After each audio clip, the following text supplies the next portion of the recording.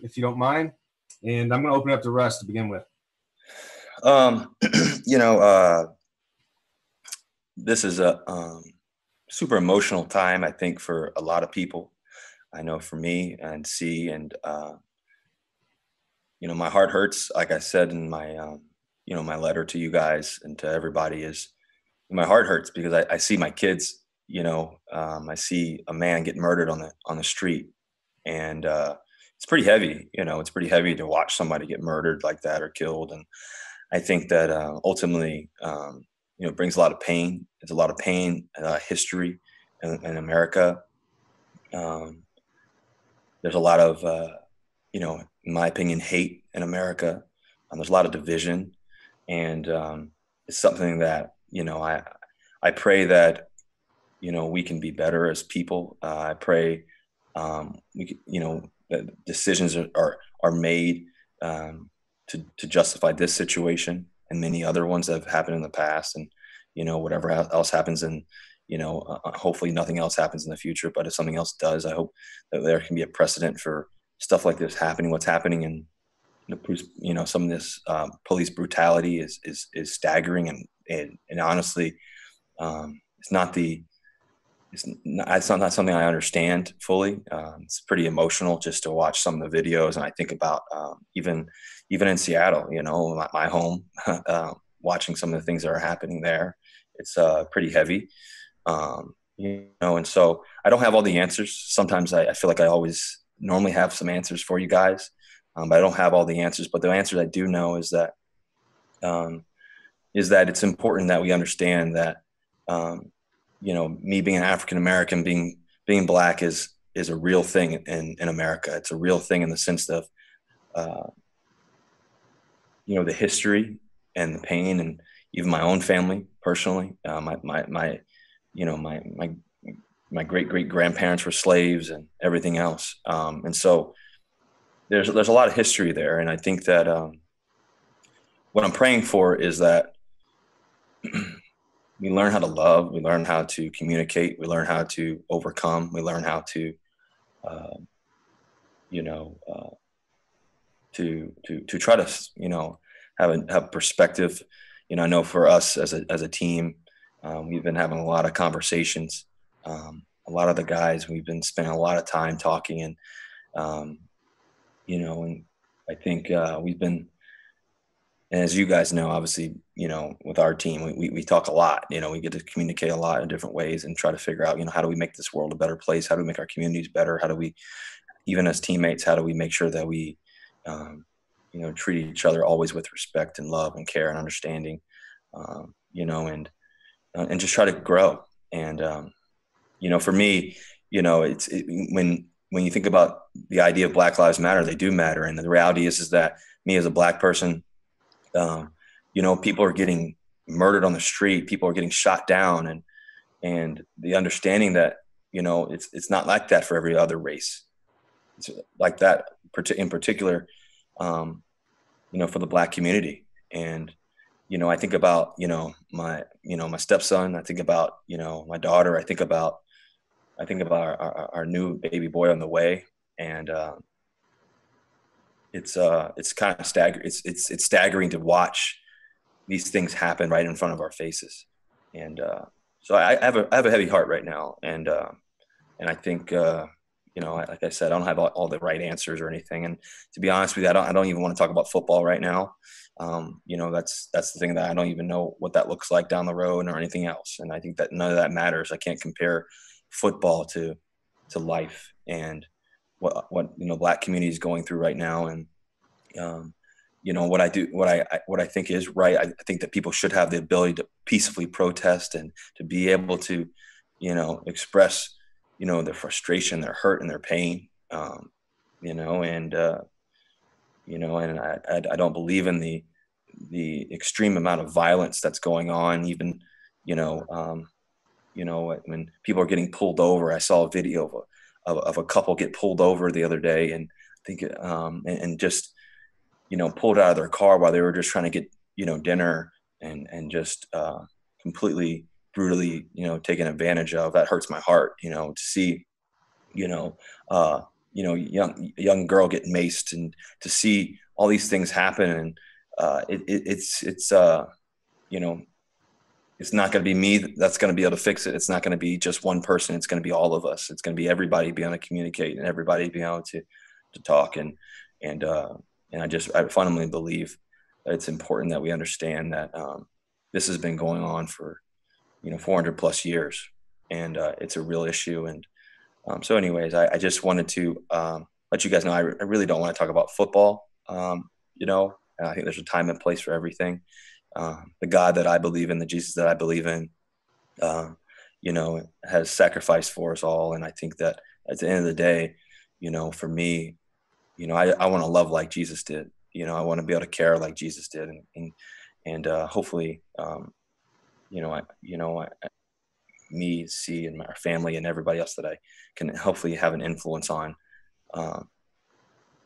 can continue to grow with me and with us and everybody else. So, like I said, I don't want to talk about football. I think about the pain of George. I think about Ahmad. I think about Brianna. I think about these people that have been, hurt the way and murdered. And it's just, it's a lot of pain on my heart right now. So, anyways, I guess I'll open this up and allow questions or anything. And if I don't have the answer, I may not have the answer, but just hope you guys understand. All right, guys, I'll try to get to as many questions as I can. We've got about 20 more minutes with Russ here. So, Mike Dugar, you want to lead us off? Hey, Russ, what you said just now, and even in the statement you put out recently, is probably the strongest we've heard you on this topic in quite some time, since Colin kind of brought it to the forefront in 2016. Curious if anything has maybe changed for you, or it's become maybe closer to home over the past few years. What has kind of changed? I don't think anything's changed. I think racism is heavier than ever. It's watching somebody get murdered in the street, and by the people that are supposed to protect, is just to be able to see that on your Instagram or Twitter or whatever. It's appalling, and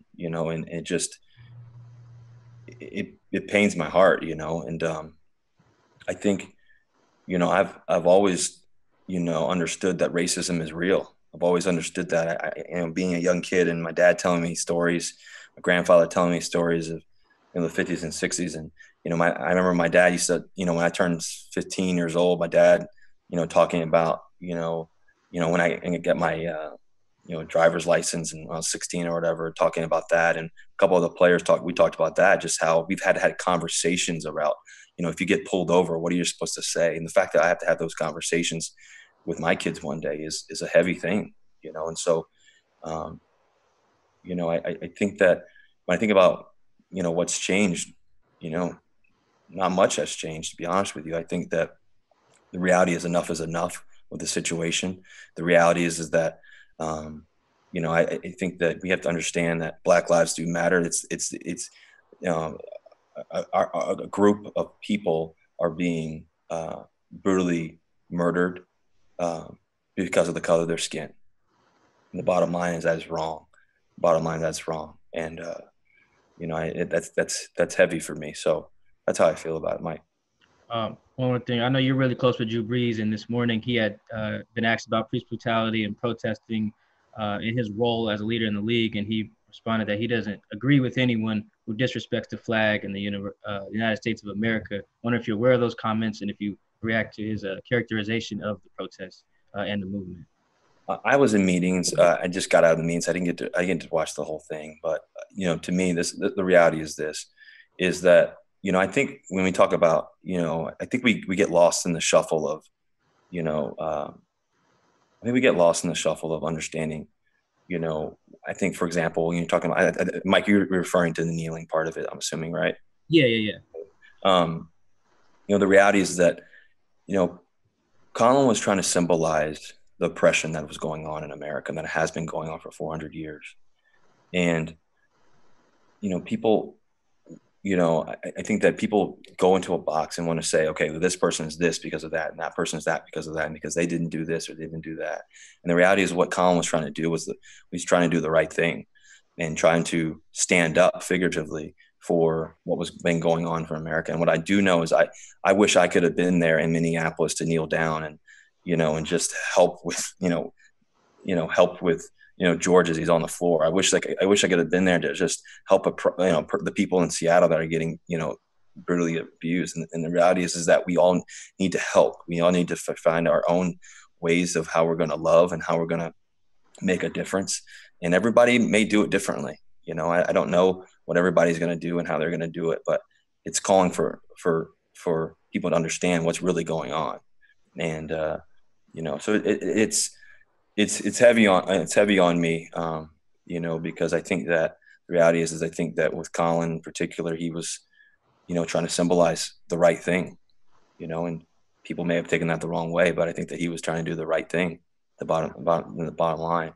And, he's stood up so many, amazing ways to, really, stand up for, Black lives and what's going on and the oppression of what's going on and people getting murdered and everything else. And I think that it's the right thing that he's been trying to do, to be honest with you. And so, the reality is I think also Colin Kaepernick should, I think that he, is a talented football player, and when he had the chance to play, I think that I said that before to you, Mike, so that, I remember, playing against him. Man can play some football, but, he stood up for something that's way more greater than football. And that's people's lives.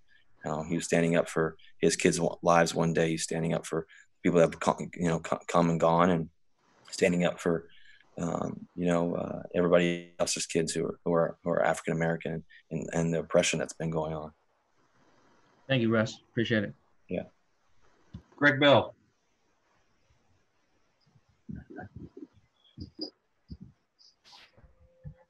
Hi, Russ. Thanks for joining us. Mentioning Colin, do you think it would have helped the situation at all and awareness in America if he had a job and it had been playing since he started protesting, that his platform could have been more widely heard or understood? That's an interesting question. I think, yeah. I mean, I think that obviously, being in the NFL allows, him playing every Sunday and all that would definitely be able to help. Do I think would fix the situation? No, racism has been going on for 400 years. I think there has to be radical changes to our system. I think leaders have to step up, African American, but in particular, our white leaders too as well, and be able to speak out and speak up, and our companies and everything else to be able to make a true difference. I think in the police force, there needs to be a change. I think that not every police officer is bad by any means, but the reality is that I think that there needs to be a process of how,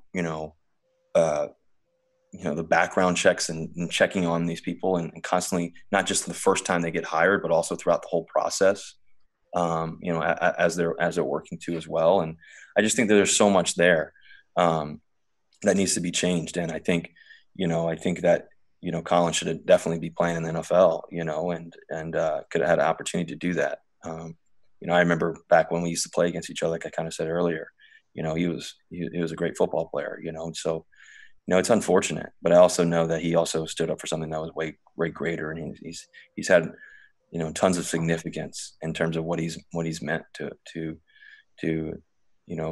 trying to make a change and symbolizing that and everything else. And looking back now, it's retrospective thinking, but did the Seahawks miss an opportunity in not signing him in that vein? That's really, I think, a peak question, but I think ultimately, I think that he definitely could be on our roster for sure. He can do a lot of great things.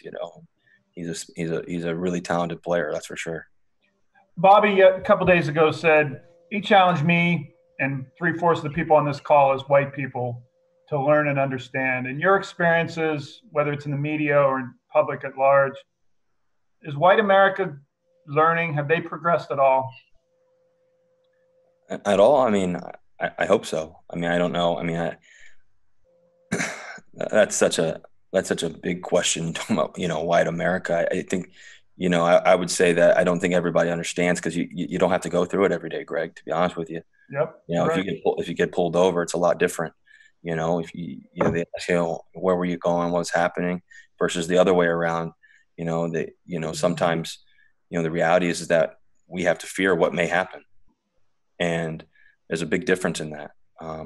You know, when a guy gets, think about drugs, when a person gets arrested for the same exact drug, and the reality is that the kid may be a 18-year-old, 17-year-old kid or a 19-year-old kid, and he's white versus black. The reality is in our America right now, which is a shame, is the reality is that the 19-year-old white kid versus the 19-year-old black kid is going to be looked at differently.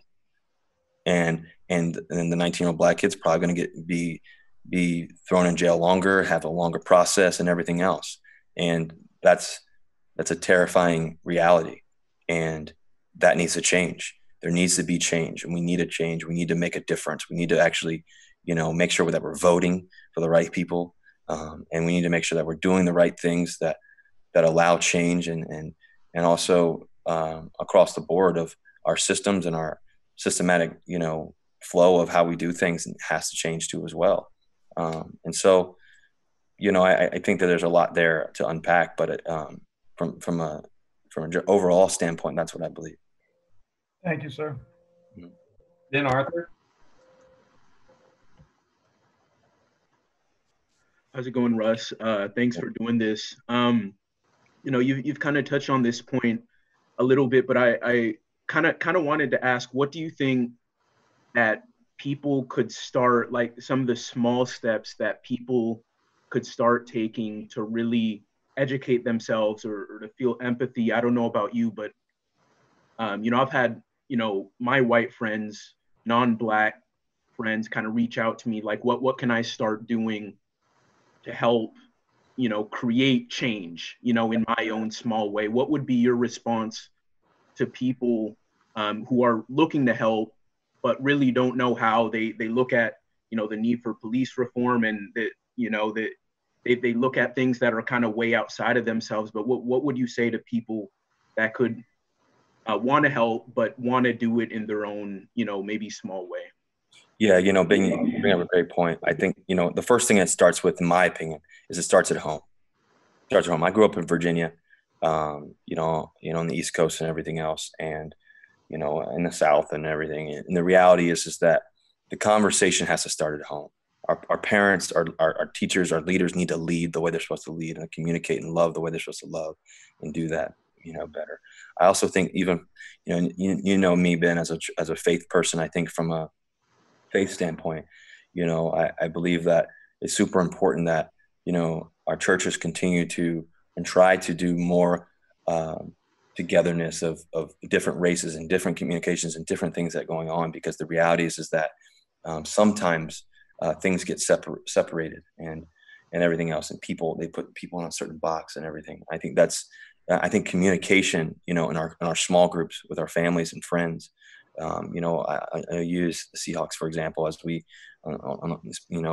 broke up into offense, obviously defense. And when we went to the offensive room, we had different leaders, break out into our little small groups. And, I got to ask guys questions about, their experiences and this and that, and what they faced, and, and different experiences. And I think that the reality is that it's super important that we have those conversations. I think about guys like, Will Dissly and Hollister and Greg Olson and different guys and Luke Wilson, different guys are saying, what can I do? How can I do it? I want to listen more. I want to do this more. Hey, I want to actually make a difference. If somebody talks, and I believe it was Luke that mentioned this, or one of our teammates mentioned that, if somebody's talking bad about one of my black friends, I want to make sure that I say something, and just making sure that we're doing our part.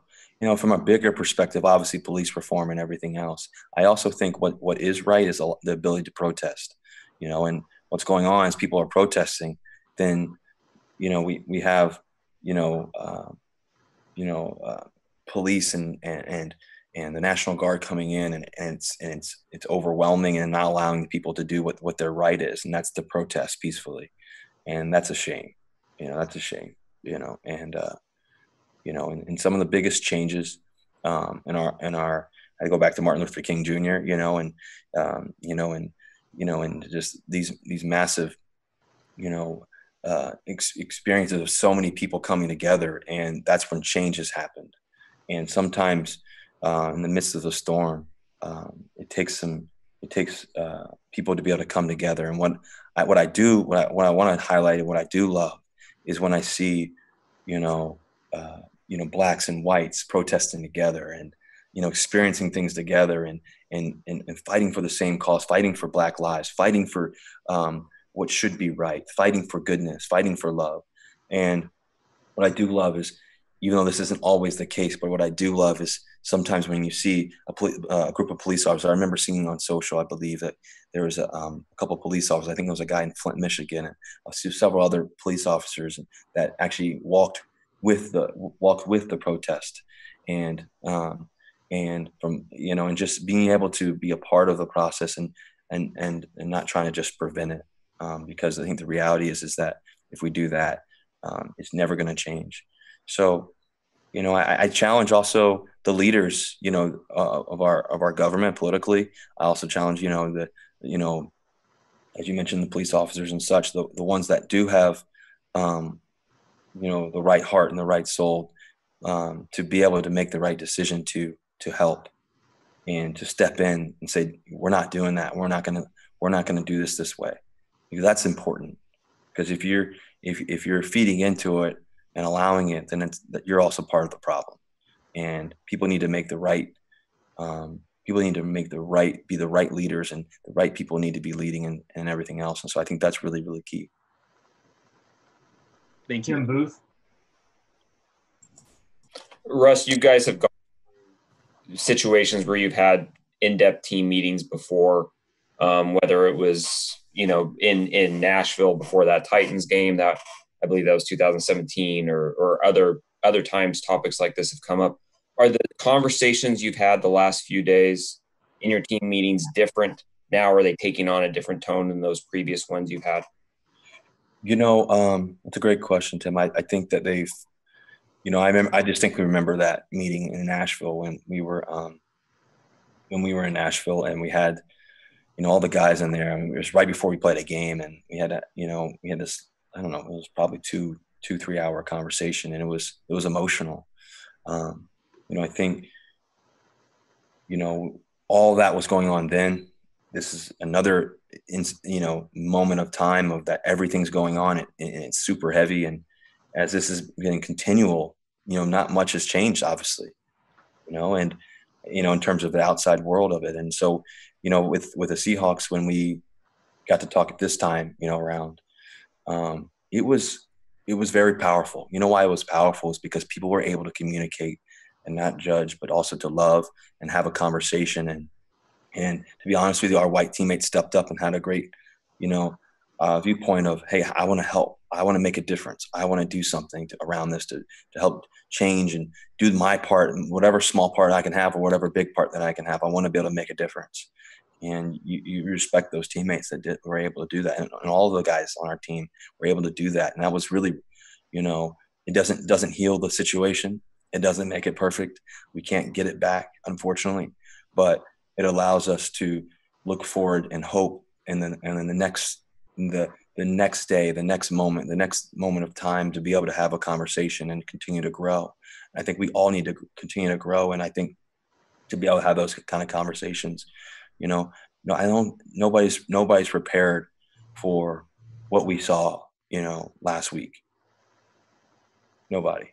And, I don't think anybody's emotionally prepared to answer those questions all the time, or to have the perfect answer all the time, or anything else. But what I do know is, I know for our team that we're trying to continue to find ways to make a change. I know we're trying to make a difference with what we're capable of doing as much as possible. And that's our focus. That's our mission as a team for the Seahawks. Thank you. Time for a couple more. Bob Condotta. Yeah, Russ, hey, thanks for doing this and for your words today. I sort of just wanted to piggyback on Tim's question. When you guys meet, do you leave those meetings with a hopeful feeling that things can get resolved and that there's kind of a path out of this? Yeah, I think, we leave those meetings with an understanding. Hopeful. I'm always hopeful, because, I never want to be the other way around, but I also am realistic too, and knowing that, this is going to take some time. This is going to take real change. This is going to take real significant change. And sometimes those things take time. But, the reality is that, like I said, this didn't just happen tomorrow or yesterday. This didn't happen just yesterday or 2 days ago, or, this has been going on for years. And, I believe that we're going to do everything we can to be a part of that, change, and I think that's what is hopeful for our team, and hopefully hopeful for our city, hopefully, because I know a lot of people look up to us as a city, as a team. A lot of people look to the Seattle Seahawks to make a difference and, to be on the forward end of the progressive end of change. And, I know that we'll do everything that we can to make our difference as much as we can. And let's wrap up with Brady Henderson. Hi, Russ. Thanks for talking to us today. I'm just wondering, could you tell us more about what it was like for you and your family growing up in Richmond? Yeah, growing up, I was born in Cincinnati, Ohio. Moved when I was really young. I went to collegiate school, which is a private school. And the interesting thing part of it is that I was around a lot of white people, obviously, with with going to the private school that I went to, and I think that a lot of my teammates were white. I had a couple black friends that were on my team, this and that, but but I also, on the other end of it, also went to a church downtown, 3rd Street, which was primarily black church, and my dad was a lawyer. And so growing up, my mom was an ER nurse, so I was around a lot of different socioeconomic statuses and races. Experienced a lot. I recall this, and I talked about this in our team meeting the other day on Monday. I talked about how my dad, and I should talk about this with our kind of our team too as well, our close internal team too as well. But I remember my dad telling me, all the time, every time I would get out of the gas station, don't put your hands in your pockets. And that was a real reality. And to be honest with you, I understood it, but I was like, after a while, you're kind of like, oh, okay. And as you grow older, when you're 5, 6, 7, 8, 9, 10, and you turn 13, 14, 15, you really understand why. And you understand fully, especially now being just turned 31 and having, 2 kids and a third one on the way, you really understand why the significance of what that means. And the fact that my dad even had to tell me that is a problem. Right. And going to the grocery store, the assumption that, somebody may accuse you of stealing or something like that, is a terrifying thought, even a little short story, a relatively recent experience for me. And it was after we won the Super Bowl, and I was at a location. I'm not going to say where, but I was at a location, and I was in California at the time, and I was at a place to get breakfast, and so I was in line and everything else, and an older gentleman, white gentleman, told me, "That's not for you," and I said, "Huh? Excuse me?" And I thought he was joking at first, and my back was kind of turned, and I had just come off a Super Bowl, and and everything else, so if somebody's talking to me that way, you think about just not that circumstance and how people talk to you. So, and in that moment, I really went back to being young and not putting my hands in the pocket, or not that experience. And that was a heavy moment for me right there. I was like, man, this is really still real. And I'm on the West Coast. This is really real right now. And that really pained my heart. But in the midst of that, what I understood was, and my dad always taught me, is to not lash back out in that moment, because then it becomes something that you can't, it's hard to deal with in that moment. So I said, "Excuse me, sir, but I don't appreciate you, I don't appreciate you speaking to me that way." And and he just kind of walked off. But in that little glimpse, even though it didn't turn into something. But what if it did? And that's the sad part about this, what we're talking about. You know, and I'm praying. I'm going to say I am hopeful that we can make a change. I'm hopeful that we're going to vote. I'm hopeful that we're going to pick the right leaders to be able to help us in this process. I'm hopeful that, you know, the people that I get to work with and corporations I get to work with help make a change with me and Sierra and everybody else that we know. And I'm hopeful. I know that us as the Seattle Seahawks are going to do as much as we can to make a difference. I'm hopeful that there will be a change because I'm praying that my kids don't have to grow up in a world where they have to face that much weight every day when they walk outside and worry and pain. And, you know, and I to me, the sad part about all this is that a guy was murdered last week. And there needs to be a change. It's not overly complicated in the sense that the reality is that it needs to be a change, and we need to make a change, and it takes time. It takes every person on this call. It takes the people that you know to make a change and make a real one, make a difference, to be able to have heavy conversations. It's not easy to have these kind of conversations. And I think, you know, for years we've been, you know, America's been pushing stuff under the rug and this and that, and and having to deal with some of these tough situations and problems. And, you know, my prayer is that, you know, that we'll pick the right leaders, the right people will be able to help. And hopefully I'm one of those people that can help too as well and make a difference and be a part of the change.